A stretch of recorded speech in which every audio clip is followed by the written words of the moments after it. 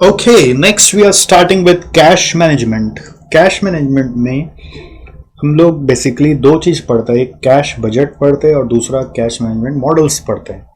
एक तीसरा चीज़ भी है जो थियोरेटिकल एस्पेक्ट से है, तो वो यहाँ पे मैंने कवर नहीं किया है। थियोरेटिकल एस्पेक्ट है कि वो फ्लोट प्ले करना और कैश कलेक्शन को एक्सेलरेट करना, तो वो थियोरेटिकल एस्पेक्ट यहाँ कवर्ड नहीं है। उसके लिए हमारे थ्योरी के वीडियोस आपको यूट्यूब में मिल जाएंगे, आप उसको फॉलो कर सकते हैं। तो सबसे पहले हम लोग आ रहे हैं cash budget. Cash budget basically ये बताता है कि हम लोगों को कितना कैश आने वाले पीरियड में चाहिएगा, ठीक है, और उसके लिए पहले से क्या अरेंजमेंट है। तो उससे कुछ सरप्लस या शॉर्टफॉल कुछ आ रहा है तो अभी से जान लेते हैं, जिससे कि हम उसकी तैयारियां कर सकें। तो कैश बजट में अगर हम आ रहे हैं तो व्हाट इज कैश बजट का format? It is simple like your cash book. इसमें ओपनिंग बैलेंस आता है, फिर आता है क्या रिसीट्स हो रहा है, और फिर आता है लेस क्या पेमेंट्स हो रहा है, तो रिजल्ट आएगा क्लोजिंग कैश बैलेंस। तो ओपनिंग कैश बैलेंस के बाद रिसीट्स ऐड करना है। रिसीट्स ऐड करने में क्या क्या करना है हम लोगों को रिसीट्स में दो चीज़ लेना है। एक कैश सेल्स, जो क्वेश्चन में चांसेस होता है हमेशा गिवन होने का। दूसरा होता है कलेक्शन फ्रॉम क्रेडिट सेल्स या कलेक्शन फ्रॉम डेटर्स। ये मेन वर्किंग होता है नॉर्मली हर सम का, वो अपने को वर्कआउट करना पड़ेगा। इसके बाद कभी कभी अदर रिसीट्स दे देता है, कोई dividend received, interest received, rent received, तो अदर रिसीट्स अपने को ले लेना है। कोई होता है एसेट, कोई सेल कर दिया, कोई मशीनरी सेल कर दिया, इन्वेस्टमेंट सेल कर दिया, तो उससे भी रिसीट आता है, तो वो भी आपको ले लेना है। लेस करना है अपने को पेमेंट्स में क्रेडिटर फॉर रॉ मटेरियल का पेमेंट, उसका कैश परचेज है तो डायरेक्ट लेस हो जाएगा। क्रेडिटर फॉर रॉ मटेरियल अपने को वर्कआउट करना पड़ेगा एज पर क्रेडिट पीरियड। फिर एक्सपेंसेस का पेमेंट, उसमें भी क्रेडिट पीरियड हो सकता है, तो उसके हिसाब से उसको भी वर्कआउट करना पड़ेगा। और कोई अदर पेमेंट जैसे कि dividend paid, interest paid, tax paid, machinery purchase, EMI paid, वो सबको अगर हम माइनस करेंगे तो रिजल्ट आएगा क्लोजिंग कैश। तो बैलेंसिंग जो होता है वो मंथ वाइज होता है। अगर 3 मंथ का करें मान लो, तो पहले opening plus receipts minus payment करेंगे तो क्लोजिंग कैश आएगा। फिर इस क्लोजिंग कैश के बाद ये ओपनिंग कैश होगा, ठीक है। इस क्लोजिंग कैश के बाद ये ओपनिंग कैश होगा, ओके। और उससे फिर ये क्लोजिंग कैश आएगा, फिर इस क्लोजिंग कैश से ये ओपनिंग कैश बनेगा, फिर इससे ये क्लोजिंग कैश आएगा।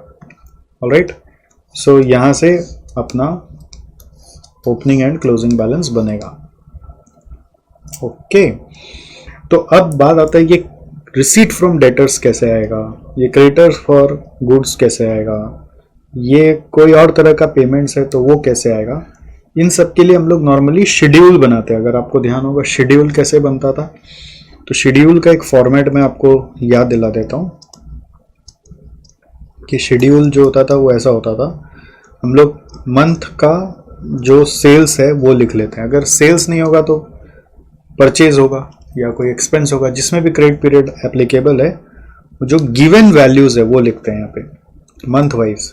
जैसे मान लो अपने को नवंबर से दिया हुआ, for example November, December, Jan, Feb, March, ऐसे करके जो गिवन है वो हम लोग यहाँ पे लिखेंगे।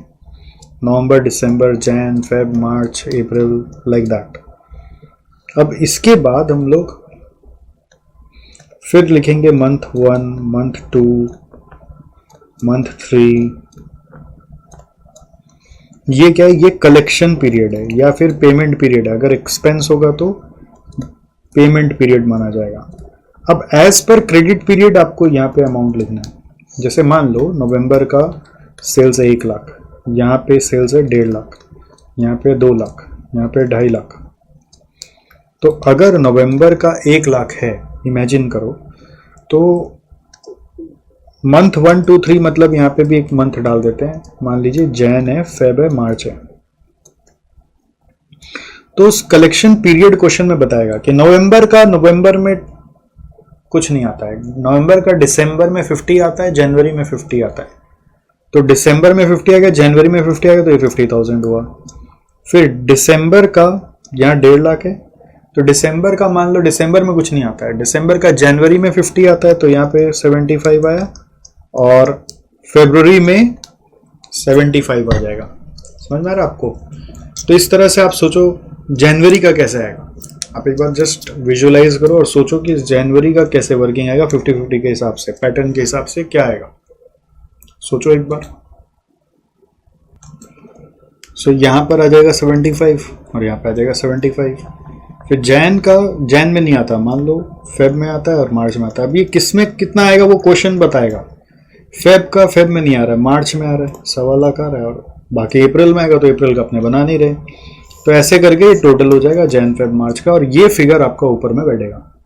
अब पेमेंट जब होगा तो यही चीज नवंबर दिसंबर जैन फेब का कोई एक्सपेंसेस होगा और उसका भी पेमेंट का पैटर्न बोलेगा। ठीक है, जैसे कई बार होता है, इसमें एक और चीज समझना होता है, वेजेस में बोल देता है पेमेंट लैग इज 1 वीक। इसका मतलब क्या है, इस हफ्ते का अगला हफ्ता पे होगा। ठीक है, तो पेमेंट लैग 1 वीक का मतलब क्या होता है कि सोचो इस महीने का फर्स्ट वीक का सेकेंड वीक में होगा, सेकेंड वीक का थर्ड वीक में होगा, थर्ड वीक का फोर्थ वीक में होगा, फोर्थ वीक का ड्यू रह जाएगा। तो इसका मतलब अगर 1 वीक है, इसका मतलब क्या हुआ, सोच के देखो। 1 वीक है तो उसका मतलब क्या हुआ, अगर मान लो मंथ है नवंबर, तो गिवन है मान लो 10,000 और लैग है 1 वीक, लैग क्या है 1 वीक, तो इसका मतलब क्या हुआ, पेमेंट कैसे होगा, नवंबर दिसंबर और जैन। तो नवंबर का नवंबर में 3 वीक्स का हो जाएगा, नवंबर का नवंबर में 3 वीक्स का हो जाएगा, और दिसंबर में 1 वीक का होगा। नवंबर का नवंबर में 3 वीक्स हो जाएगा, तो 10,000 इंटू 3/4, और दिसंबर में 1 वीक का हो जाएगा, वो होगा 10,000 इंटू 1/4। अगर लैग 1 वीक का है तो 3 और 1, अगर लैग 1 वीक का है तो 3 और 1 ऐसे बटेगा। अगर लैग 3 वीक्स का है तो 1 वीक का नवंबर में, 3 वीक्स का दिसंबर में, 1 वीक का नवंबर में, 3 वीक्स का दिसंबर में, ऐसे चलेगा। दिसंबर का 15,000 है तो 15,000 इंटू दिसंबर में जाएगा 1 वीक, और जनवरी में जाएगा 3 वीक्स।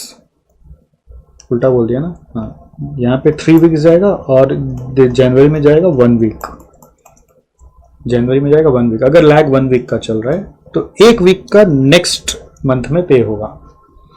ओके, ये जो मैंने बताया, ये क्रेडिट पीरियड बताया 50-50, 50 इन सेकेंड मंथ और 50% इन थर्ड मंथ। ठीक है, तो इस तरह से आया है। इसका 50% सेकेंड मंथ में आ गया दिसंबर, और या आप ऐसे भी बोल सकते हैं 50% 1 महीने बाद और 50% 2 महीने बाद, ये ज़्यादा बेटर है, सेकेंड थर्ड से कंफ्यूजन होगा। तो 50% 1 महीने बाद दे दिया, 1 लाख का 50% दिसंबर में दे दिया, और 50% 1 महीने बाद और दिया, तो वो जनवरी में दिया। तो likewise we have got this amount, likewise we will get this amount and this amount needs to be put over here। अब इसमें कई बार अपने बैलेंसिंग करेंगे ना, तो ये बैलेंस नेगेटिव आ सकता है। तो नेगेटिव कैश बैलेंस कैसे हो सकता है, तो आंसर है कि कैश बजट में नेगेटिव कैश बैलेंस हो सकता है, अलाउड है, कोई प्रॉब्लम नहीं है। बट अगर क्वेश्चन ने बोला है कि नेगेटिव अलाउड नहीं है, तो आपको हो सकता है उस नेगेटिव के लिए कुछ लोन लेना पड़ेगा। तो रिसीट्स में कोई एक्स्ट्रा स्पेस रखना पड़ेगा कि अगर नेगेटिव आया तो लोन ले लेंगे जितना नेगेटिव आया, जिससे कि बैलेंस 0 हो जाए। कभी कभी ऐसा भी होगा कि सरप्लस आ रहा है बहुत ज्यादा, तो क्वेश्चन में ये बोला है कि अगर 10,000 रुपया से ज्यादा क्लोजिंग बैलेंस आ रहा हो तो जितना रुपया एक्स्ट्रा आ रहा है उसको एफडी कर देना।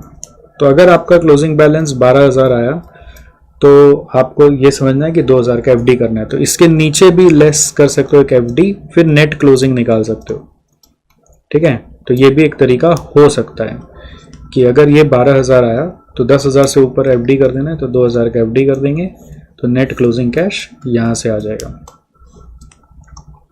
समझ में आया आपको मैं क्या बोल रहा हूं? अगर ये बोला तो, नहीं बोला तो जो क्लोजिंग कैश बताया वही होगा। अगर बोला है कि एफडी करना है तो एफडी के लिए फिर अलग से एक और माइनस कर लेंगे हम लोग। That's how the working is done. अब जिनका ये पढ़ाई किया हुआ है, चैप्टर किया हुआ है, उनको समझ में आ रहा है। बच्चों का प्रॉब्लम क्या, यूट्यूब में ना वो सोचते हैं यूट्यूब में सर जो बता रहे हैं उससे हम पूरा सीख लें, वो एक्सपेक्टेशन रखते हैं, और फिर हम कुछ भी और आगे ना करें, ना पहले किया हो ना बाद में करें। तो ये आपका गलत एक्सपेक्टेशन है, उस एक्सपेक्टेशन से मैं पढ़ा ही नहीं रहा हूं। फिर बच्चा लोग क्या क्या कमेंट करता है यार यूट्यूब में, मतलब फोकट में चीज मिलता है ना, उसको कैसे ग्रांटेड लिया जाता है वो सीखना है तो यूट्यूब में कुछ कमेंटर से सीखो। उनको मैं बोलता हूँ कमेंटर, ठीक है। बोलता है कि सर आप तो कुछ समझा नहीं रहे हो, आप तो सिर्फ बोल रहे हो, ऐसा तो कोई भी पढ़ के बोल देगा। बोल के दिखाओ, बना लो। फिर हम तो इतने साल ऐसे ही मूछे उड़ा रखे हैं ना, मतलब ऐसे थोड़ी ना होता है यार।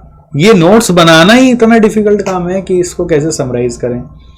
फिर समराइज करके बोल रहे तो कुछ तो इंटरप्रिटेशंस दिखा रहे हैं ना, अंदर अंदर कुछ तो लाइंस जोड़ रहे हैं ना कड़ी दिमाग में जो आपको बोल रहे हैं।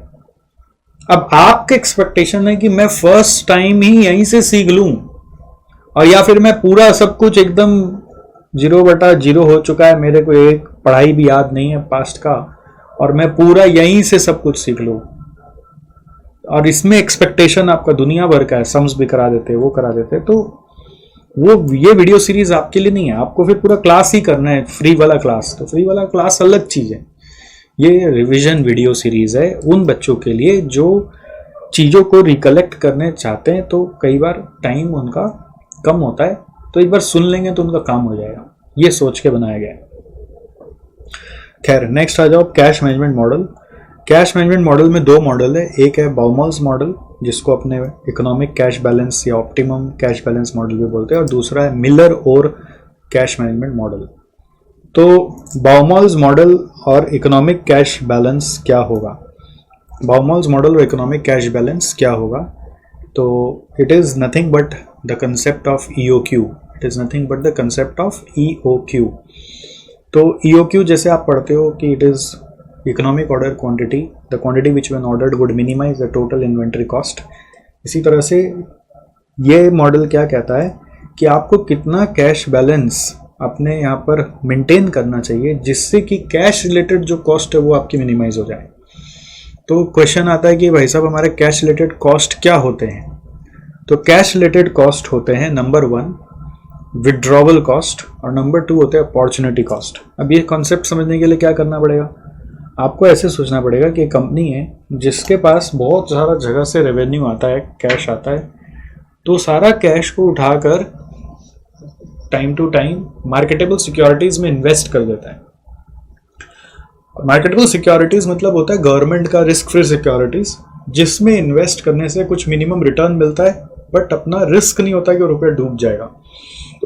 और जब आप इन्वेस्ट करते हैं तो अपने अज्यूम करें कि whenever we do the investment we have to follow lot size, 1 lakh का, 2 लाख का, 5 लाख का, 10 लाख का, वो जैसा मार्केटेबल सिक्योरिटीज मार्केट में अवेलेबल होता है उसके हिसाब से एक सिक्योरिटी मतलब एक कागज लेंगे जो 50,000 का, एक कागज होगा 1 लाख का, फेस वैल्यू उसका इतना रुपये का होता है।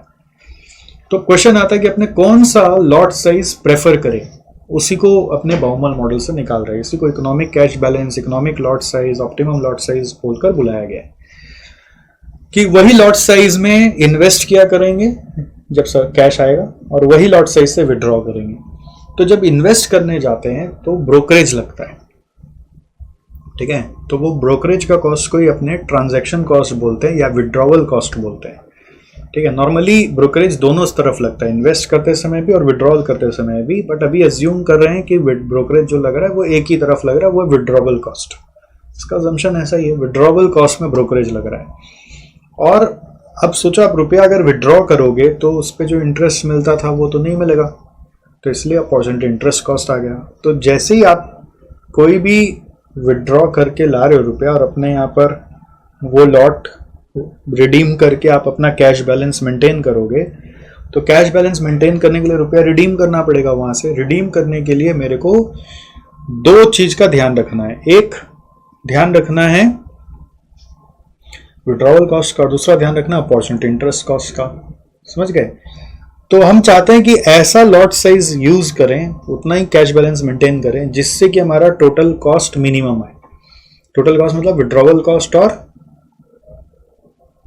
अपॉर्चुनिटी इंटरेस्ट कॉस्ट मिनिमम आए। विड्रॉवल कॉस्ट कैसे निकालते हैं? जितना बार विड्रॉ करोगे इनटू कॉस्ट पर विड्रॉल। कितना बार विड्रॉ करेंगे वो डिपेंड करता है कि आप ये जो रुपया विड्रॉ करके ला रहे हो उसको कंज्यूम कितना करना चाहते हो। तो हम लोग एनुअल कंजम्पशन अपना मे बी कैश बजट से total annual cash requirement of payments पता कर लिया। मान लो एनुअल कंजम्पशन है 50 लाख रुपीस का, तो 50 लाख रुपीस का यदि एनुअल कंजम्पशन है और एक एक बार में हम लोग 1-1 लाख का लॉट साइज को विड्रॉ कर रहे हैं, तो 50 लाख बाई 1 लाख करने से आया 50 ऑर्डर्स। 50 लाख बाई 1 लाख करने से आया 50 ऑर्डर्स, या 50 टाइम्स विड्रॉल करना पड़ेगा। तो विड्रॉल कॉस्ट कैसे आएगा? 50 इंटू कॉस्ट पर विड्रॉल। तो कैसे आ रहा है? A by lot size into cost per withdrawal, A by L into C बोल दो। और सेकेंडली अपॉर्चुनिटी इंटरेस्ट कॉस्ट होगा। What will the opportunity interest cost? Opportunity interest cost होगा क्वांटिटी पर लॉट जो भी है, अपने अमाउंट क्वांटिटी पर लॉट मतलब अमाउंट पर लॉट, जो भी अमाउंट पर लॉट है उसको क्वांटिटी पर लॉट बोल रहे हैं यहाँ पर। अमाउंट पर लॉट बाई 2 करना है, ध्यान रखना है बाई 2 करना है, multiplied by interest rate per annum. देखो amount per lot by 2 into interest rate per annum. तो ये बाई 2 क्यों करते हैं? ये लॉट साइज को बाई 2 इसलिए कर रहे हैं क्योंकि हम लोग अज्यूम करें कि जो रुपया हम लोग विड्रॉ करके लाएंगे ना, तो जिस जगह पे रखेंगे वहां पे भी कुछ कमा लेंगे शायद, ठीक है। ऐसा अजम्पशन है कि जो विड्रॉ करके लाएंगे जिस अकाउंट में रखेंगे वहां पे भी शायद कुछ इनकम हो जाएगा, तो कुछ अर्न हो जाएगा बोलकर जितना विड्रॉ करे उसको बाई 2 करके उसका इंटरेस्ट रेट अज्यूम कर रहे कि उतना ही अपॉर्चुनिटी कॉस्ट होगा। तो इकोनॉमिक कैश बैलेंस या इकोनॉमिक लॉट साइज कौन सा लॉट साइज है? वो ऐसा लॉट साइज है जहां पर ये दोनों अमाउंट इक्वेट किया जाएगा। इक्वेट क्यों करना है? क्योंकि ये दोनों इन्वर्सली प्रोपोर्शनल है विद द लॉट साइज। जैसे लॉट साइज अगर बड़ा होगा तो विड्रॉल कॉस्ट घटते लगेगा, लॉट साइज बड़ा होगा तो अपॉर्चुनिटी इंटरेस्ट कॉस्ट बढ़ने लगेगा। तो हम लोगों को क्या करना है? इन दोनों का टोटल को मिनिमाइज करना है। इन दोनों का टोटल को यदि मिनिमाइज करना है तो वो मिनिमाइज करने के लिए नियम के हिसाब से मैक्सिमा मिनिमा जो कैलकुलस में पढ़ते हैं उसका कॉन्सेप्ट यूज करके इसको सॉल्व किया गया। इसको सॉल्व किया गया तो पता लगा कि जहां पे ये दोनों इक्वल हो रहा है वहीं पर मिनिमम हो रहा है। तो a by L into C is equal to L by 2 into I कर रहे हैं, तो l का एक वैल्यू आ रहा है which is equal to √2ac by I. अगर इस फॉर्मूला से आप लॉट साइज निकालेंगे तो इसी को economic lot size, optimum cash balance या बॉमर्स मॉडल का कैश बैलेंस बोलते हैं। इससे जो आंसर आएगा उसको अगर आप पुट करोगे यहाँ पर और यहाँ पर एल के जगह, यहाँ पर एल के जगह और यहाँ पर एल के जगह, तो दोनों कॉस्ट इक्वल भी मिलेगा, ठीक है। तो क्वेश्चन में आपको हो सकता है ये निकालने बोले, फिर बोले टोटल कॉस्ट बताओ, तो टोटल कॉस्ट में दोनों का कॉस्ट निकालना पड़ेगा। क्वेश्चन में ऐसा भी हो सकता है कि आपको ये नहीं निकालने बोला, रादर बोला कि अलग अलग लॉट साइज पे दोनों कॉस्ट बताओ। तो हो सकता है लॉट साइज जैसे मान लो 1 लाख है, 2 लाख है, 3 लाख है, 4 लाख है, ऐसा कुछ होगा। तो 1 लाख, 2 लाख, 3 लाख है अगर, तो 1 1 1 1 1 1, ठीक है। 1 लाख, 2 लाख, 3 लाख अगर है तो यहाँ पर अलग अलग अमाउंट निकाला जाएगा। एल का वैल्यू 1 लाख लेकर, फिर एल का वैल्यू 2 लाख लेकर, एल का वैल्यू 3 लाख लेकर, फिर ये एल का वैल्यू 1 लाख, फिर एल का वैल्यू 2 लाख, फिर एल का वैल्यू 3 लाख, ये लेकर अलग अलग अमाउंट निकाला जाएगा और टोटल कॉस्ट बता दिया जाएगा, ठीक है। अब इनमें से अगर बोला जाए बेस्ट कौन सा है, तो बेस्ट वो है जिसमें मिनिमम है। इनमें से अगर पूछा जाए कि तीनों में बेस्ट कौन सा है, तो क्या बोलोगे? इनमें से बेस्ट वो है जिसपे हमारा कॉस्ट मिनिमम है। और बोला जाए ऑप्टिमम बताओ, तो ऑप्टिमम मतलब फिर एक ही है, ये फॉर्मूला में बिठाना पड़ेगा। ए क्या है? एनुअल कैश रिक्वायरमेंट, सी क्या है? कॉस्ट पर ट्रांजैक्शन, आई क्या? Interest rate. यहां ध्यान रखना इंटरेस्ट रेट लेना है per annum. I is interest rate per annum. What is I? I is interest rate per annum. Alright. अगर आपको पूछा जाए टोटल कॉस्ट क्या होगा, टोटल कॉस्ट, तो वो होगा विड्रॉवल कॉस्ट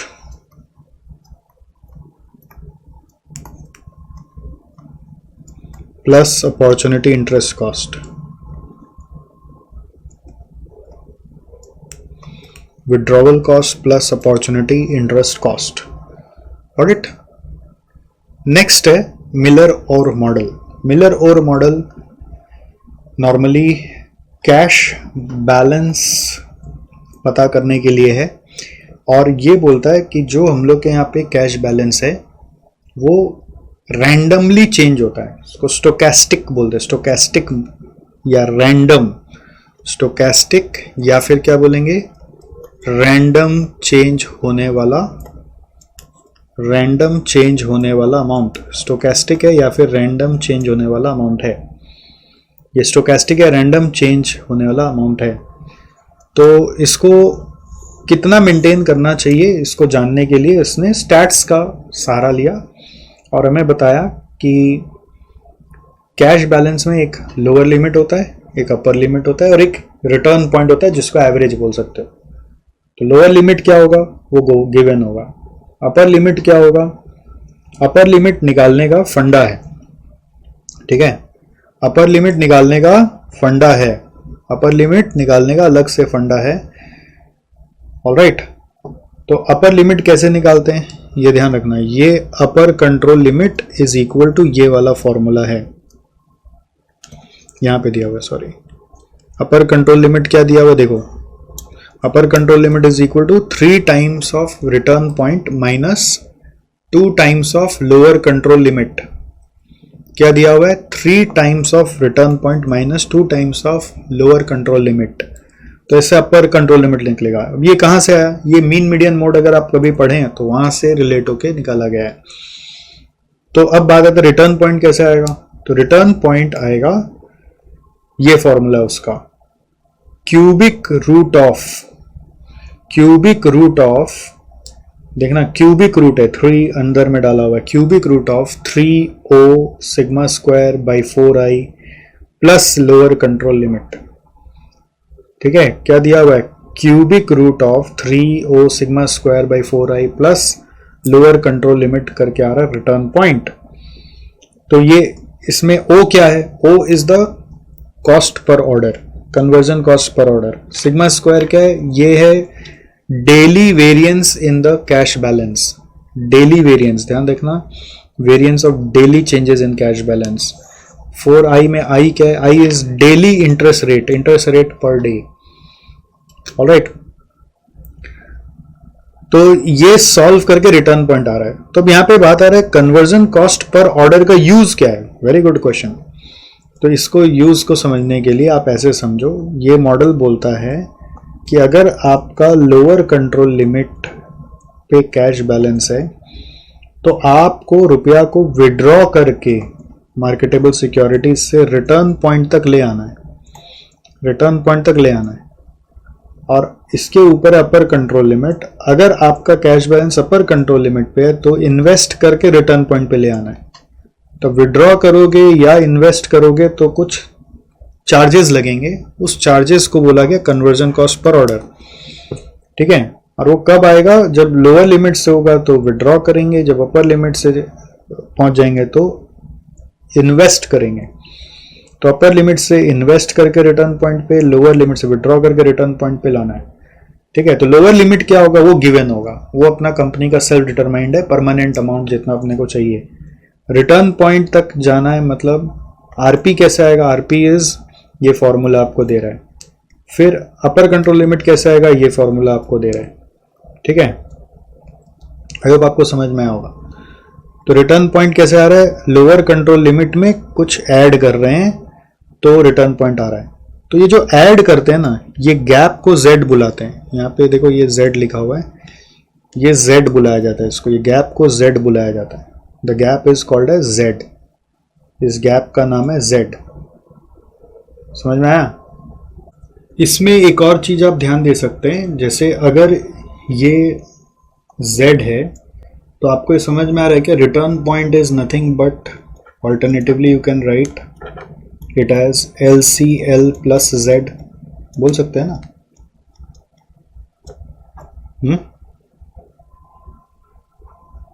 समझ में आ रहा आपको. और अगर LCL प्लस Z को आप यहां पे पुट कर दोगे यहां पर, तो क्या बनेगा 3LCL plus 3Z minus 2LCL, यानी ये बन जाएगा LCL plus 3Z, LCL plus 3Z।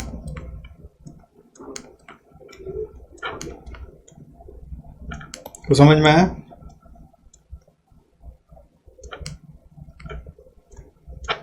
LCL plus 3Z। तो ये एक और वे है, इसको इजीली याद रखा जा सकता है कि ये Z है तो ये जो गैप है ये 2Z है, नहीं हाँ 2Z है, तो LCL प्लस 3Z करके अपर कंट्रोल लिमिट आ जाएगा। तो एक इजी वे है याद रखने का। ओके, तो दिस इज इट। इसके साथ कैश मैनेजमेंट का भी जो पढ़ाई है वो ख़त्म हुआ। आई होप आपको मज़ा आ रहा है, और आ रहा है कि नहीं आ रहा है थोड़ा कमेंट में बताते रहिएगा। All right.